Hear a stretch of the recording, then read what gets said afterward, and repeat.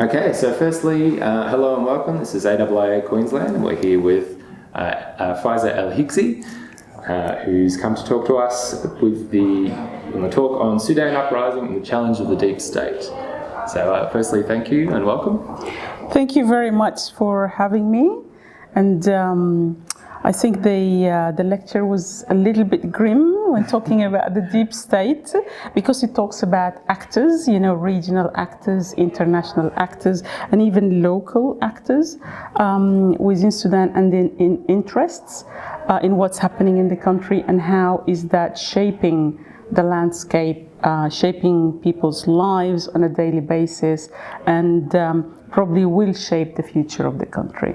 Absolutely. And through the talk, you're talking about how deeply rooted a lot of these issues are.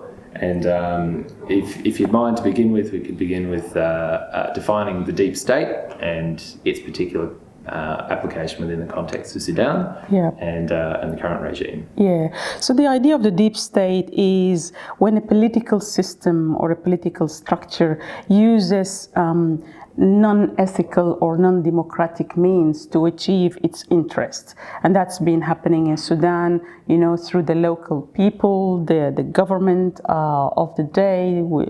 Sudan have had many different military government, and they use their position in power without really considering the welfare of the people of the Sudan, and engage in deals with different regional and international community members, where they benefited personally and where other groups benefited, and where some groups, like for example in Darfur and in south of Sudan, ended up in war.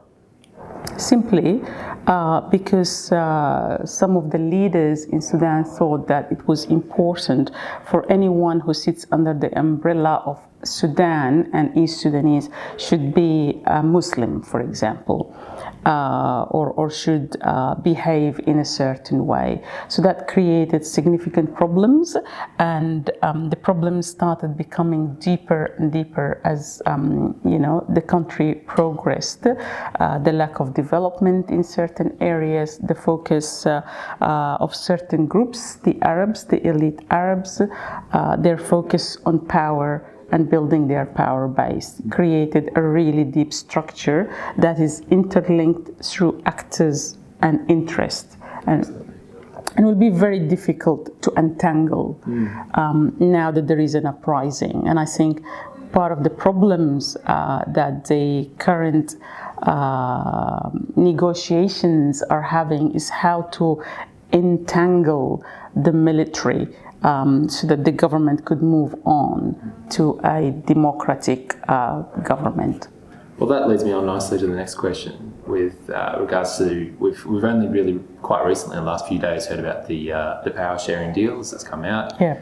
I'd say coverage apart from that or before that was quite sketchy, and there's a lot of confusion that's come from that as well. What's your take on that power deal, and how do you see the prospects going forward? Yeah, look, the power sharing deal is not what the Sudanese people expected, is not what they have been sitting on the streets for. The Sudanese people did not want the involvement of the military at all. They continued to ask for a civilian-led government. So the chants on the street in Sudan during the uprising were Madaniya, and Madaniya means civilian-led government. But what we have seen in the power sharing deal is that's going to be 3 years, and during the 3 years, the military will have will chair or will chair the transitional council, the transitional supreme council, for 21 months, and then there will be a civilian led transitional council for 18 months. The first 21 months are very important to start putting in place systems and structures to transition the government towards fair elections and so on.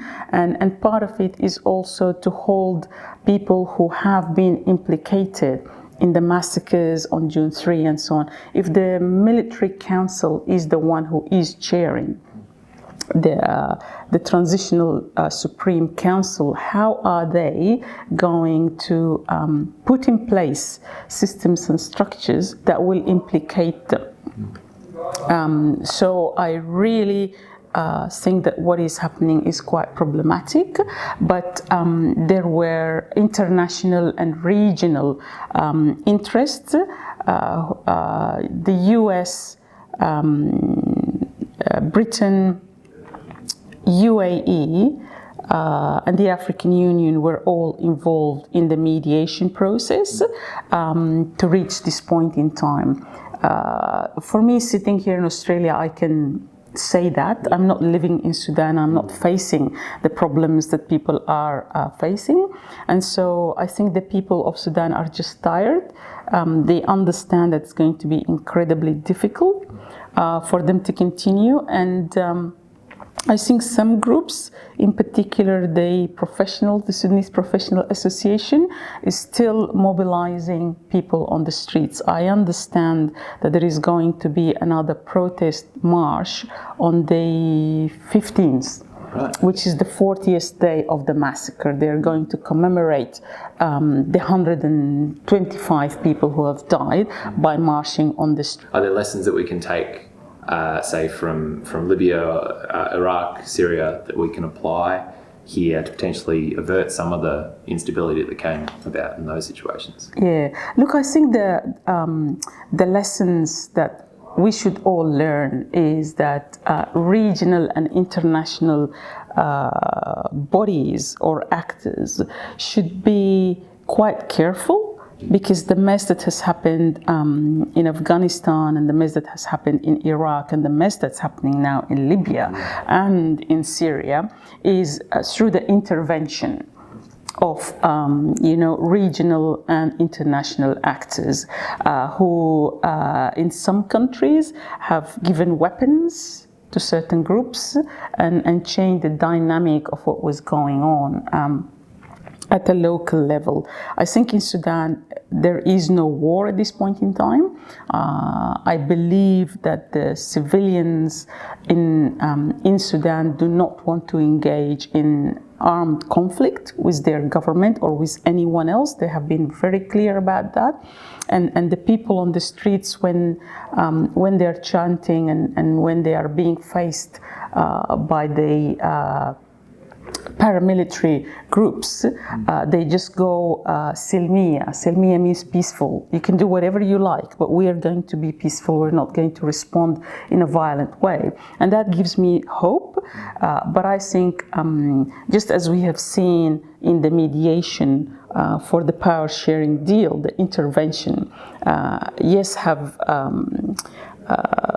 stopped the killing, but have further entrenched Sudan in a trajectory that will impact on the future of Sudan as part of the rapid support forces headed by Hemeti, who is, we like to call him the head of the Janjaweed.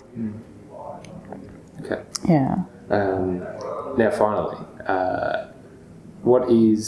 does Australia have a role in the crisis, and what responsibilities do we have in that sense? Australia definitely has a role. I mean, Australia is a middle power. It's not a major power, but as a middle power, it has a role by using certain levers. I think its role, first of all, relies at the local level, informing the people of Australia about what's happening, and informing them, or apart from informing the people in Australia, understanding that the refugees who come here to Australia, the Sudanese refugees, are coming here not as economic refugees, but as genuine refugees. And that the Sudanese who are in Manus and Nauru are genuine refugees. So they need to go quick smart, do something about those refugees. They cannot return them because the situation in Sudan is really dire at this point in time.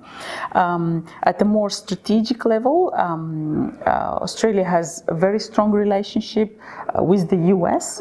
and the US is aware of the situation in Sudan and has been involved in the negotiations. So again, working with the US in finding just solutions, and probably with the International Criminal Court, so that those who have been implicated in crimes against humanity in Sudan, if there is an international voice coming out and saying, al-Bashir and even Hemeti and all those people, then Australia has a role to play there. Australia also has a very strong relationship with China, and China has significant interest in Sudan. So again, there is an opportunity for Australia through diplomatic means to start talking to China about its record in Sudan and about the way it is operating in Sudan, without considering the ethics of the way it is operating in Sudan. So definitely Australia has a very, very important role to play. Well, thank you very much, and thank you for watching. Thank you, my pleasure.